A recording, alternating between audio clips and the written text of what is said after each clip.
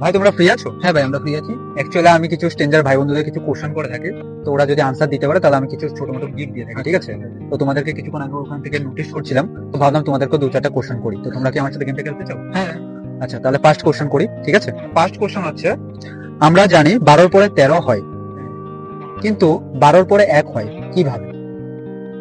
এটা কোথায় হয়? এটা ঘড়িতে হয়।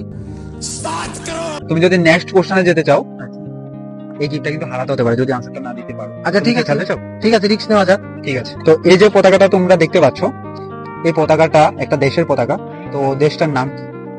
এটা তো দেখে লাগছে যেমন লাগে আফগানিস্তানের মতো লাগছে এটা। না ভাই, এটা হয়নি, নাইজেরিয়ার পতাকা, ঠিক আছে? আচ্ছা।